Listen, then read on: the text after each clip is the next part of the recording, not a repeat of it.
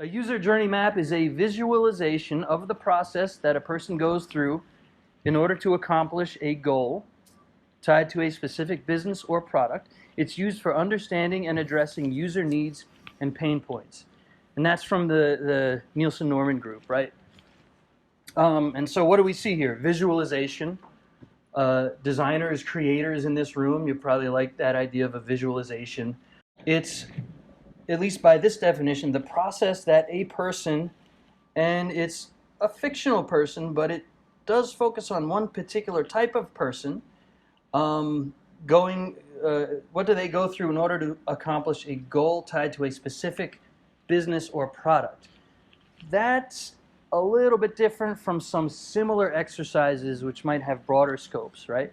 What's the point of this? Why are you going to use your valuable time to sit down and participate in this exercise at your organization? Because you want to understand and address user needs and pain points. Pretty straightforward, but helpful nonetheless, I think.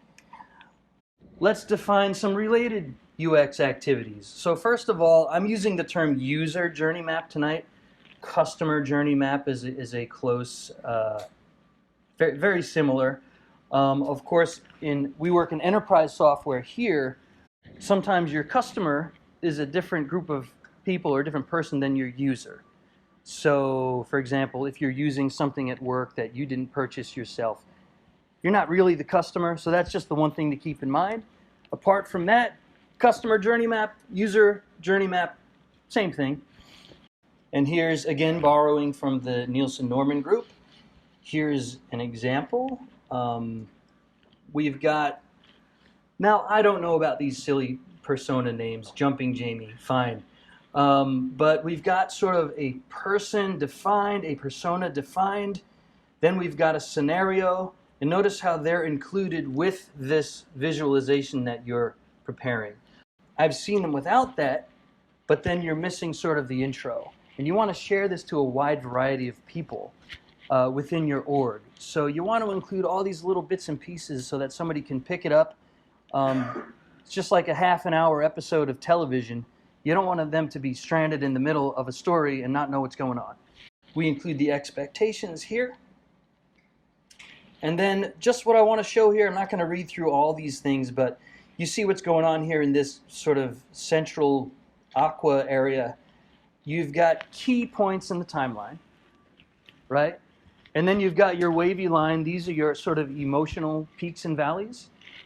What does that mean? Your emotional highs, your emotional lows. Even in enterprise software, there are emotional highs, emotional lows. And basically what that does is it tells a very human, relatable story so that you can kind of look at this at a glance and say, well, there's a low point. Hey, maybe we can address that. Which brings me to the bottom. So you could go through this whole exercise, spend lots of time, which is the same thing as spending lots of money, and not really show how valuable it is. You want to be sure to include opportunities at the bottom. What have we learned from this exercise? What can we do next? What's going to improve our bottom line?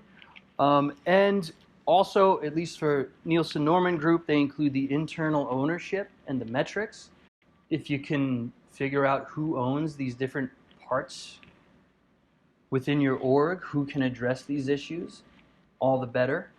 If you can include something measurable, all the better, right?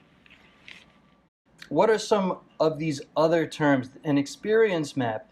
So that's very similar, but it just generalizes across users and products, right? We see some similarities here. We've got phases, but this is a broad human experience, pregnancy, right? This is not a specific user type. It's not a specific product. It's more of a generalized human experience, right? Another related activity, service blueprint. I don't know. We see we've got the customer journey here, but also we see front stage employees within the org. We see backstage, we see support, but that's more of an activity to sort of understand your org and the people in it and how they can serve the customer journey, right? Empathy map. UXers in the room, you've probably seen this thing.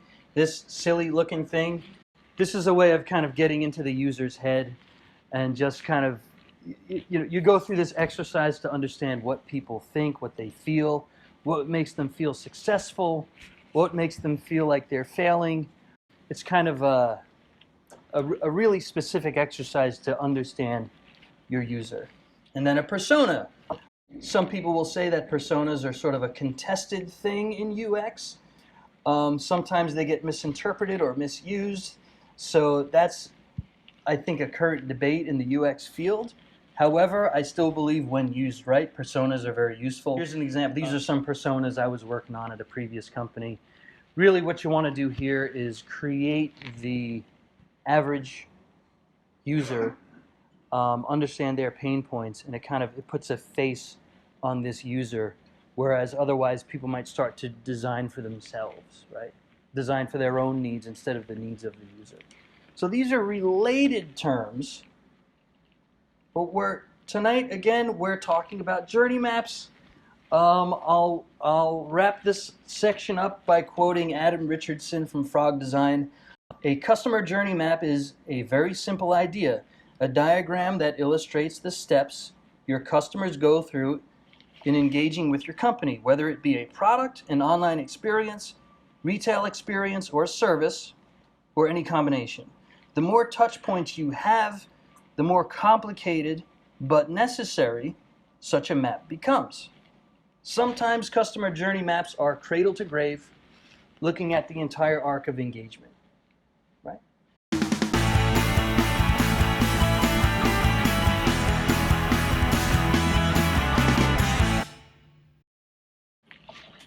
Touched on this a little bit. Earlier on, but why? Why would you, of all the things you could be working on a UX team, on a product team, why would you take time out to work on this, right? There are a couple of reasons. Some of them relate to the now and some of them relate to the then. And what I mean by that is, so we've got two major types. One is the current state journey map. Many of us in this room are currently working on things, right? We've got existing things that are out there. Maybe we understand them really well. Maybe we can improve our understanding of them. But if you do a current state journey map, this will help you to identify pain points. It'll also help you to prioritize. Maybe you know what your pain points are, but you just don't know where to start. This will also help you prioritize, right? Second bullet point, identify opportunities for feedback or measurement, right? So this goes back to metrics. Analytics are great, but you can't measure everything. You need to know where to start and you need to be focused.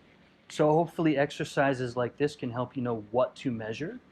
And then finally, if you're planning content, you're planning your marketing communications, this sort of exercise could certainly help to identify those gaps and where you want to sort of inform people where the knowledge gaps, right?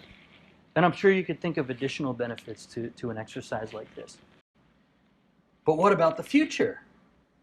That's the future state journey map. And I've worked on some of these too.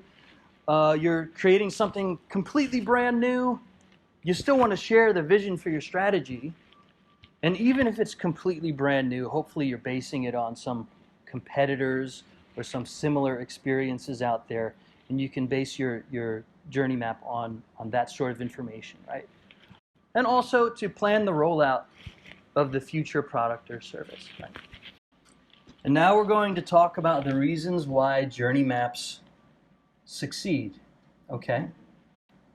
Ways to succeed. You're charged with working on this sort of project. And it's both, right? If you get it right, it succeeds. If you don't get it right, it might not succeed. It might fail. The first is clarity. And clarity is in at least two buckets here, maybe more. But what's your business goal? And that doesn't mean what's the goal of the user. That means what's your business goal? Why are you doing this? Is it to understand current state? Is it to identify pain points and prioritize them? Is it something more specific than that? Is there a certain part of your product that you need to understand better, you need to understand first. Defining all that in the beginning is extremely helpful, because once you start, you kind of have to backtrack and things can get real muddy real quick. There's a lot of information involved in putting one of these things together. And then, of course, who and what experience is addressed. Who's your persona? What are they doing? What's the scope of this thing? And make sure that you have these conversations with all the right stakeholders, all the right people. Don't just decide it amongst yourselves on the UX team. Talk to, or if you're not on the UX team, whatever team you're on, talk to the others in the org. Make sure you're all in agreement before you start going on this large journey, right? Second bullet point, make sure you're basing it on AR, which of course means actual reality. This is not an exercise in fiction writing.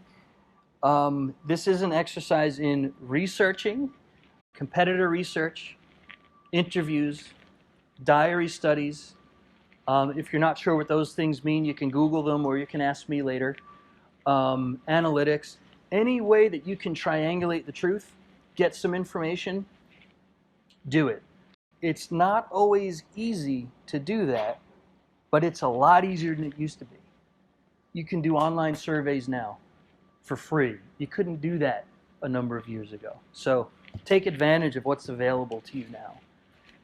And finally, that's the people in your organization, the third bullet point.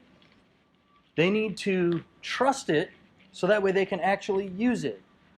If you create this whole big thing, pretty picture, put it up on the wall, and people say, oh, that's great, now let's go back to business as usual, make sure that doesn't happen. Make sure that you're communicating the work that went into producing this. Make sure that it's clear that you're telling the truth with it. And then hopefully it gets actually used. Do everything you can to make that happen. Ultimately, it's about a business goal and playing your part, right?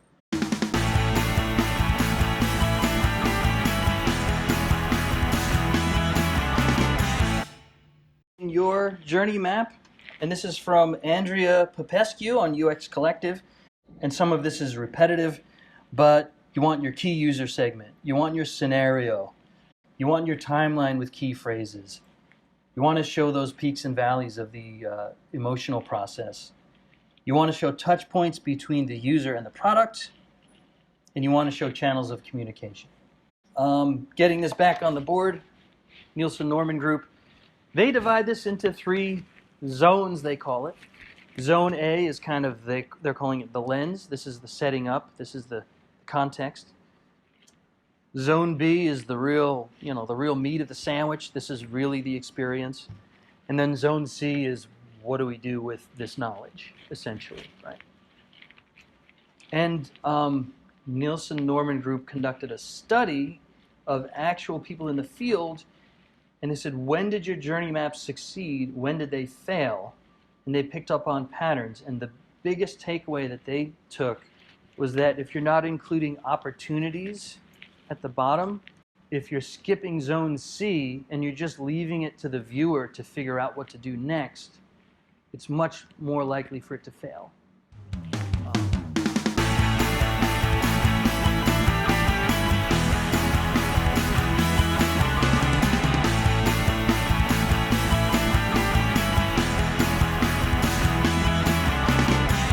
You all want to critique some samples, and I'm just going to show 2 samples. So in this one, listen, this is from Lucid Chart. They're more interested in the chart and kind of providing it, but I just want to take a look at their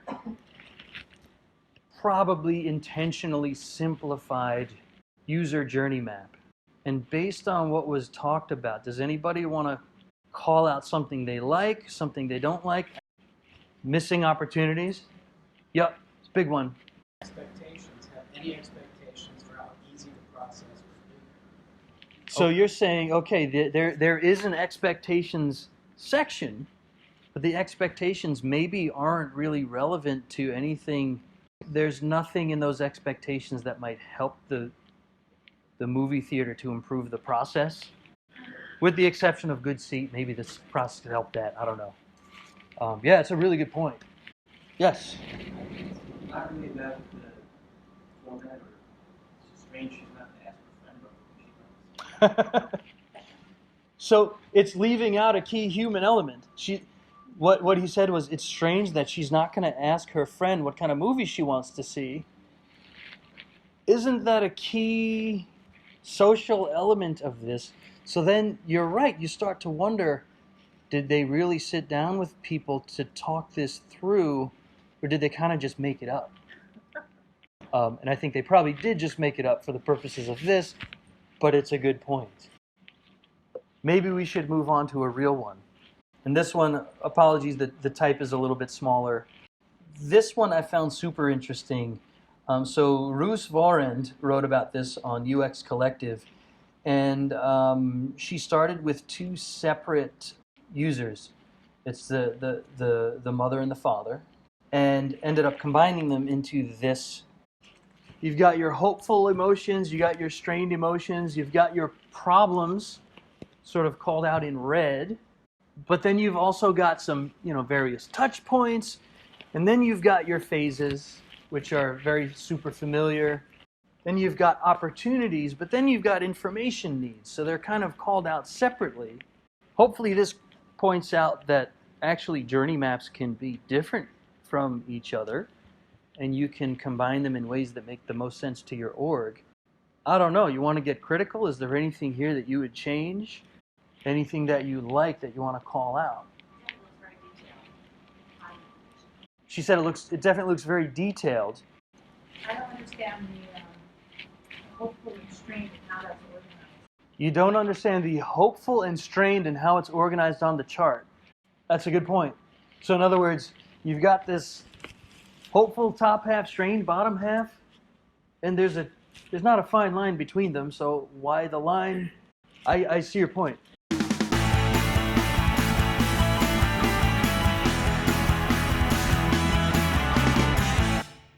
Repeating what everybody says, but there's no legend, you're saying. So we've got red along top, but then we've got the yellow, the green, and the purple or blue, and it's not clear why the red ones are not color-coded by the phase, but the other ones are. So it's kind of like mixing metaphors or mixing color codes. So at least we're picking apart the visuals and sort of the details instead of the core aspect of this thing.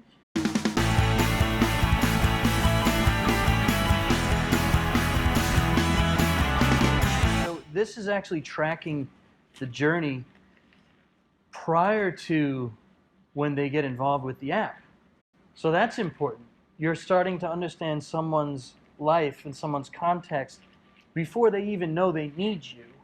Just in general, it's things are kind of left there, but there's no explicit key. It doesn't really explain nothing. You have to figure it out. There's no key. They're just kind of left there on the page. Yeah. Pick a partner, and we're going to create a simplified journey map, right?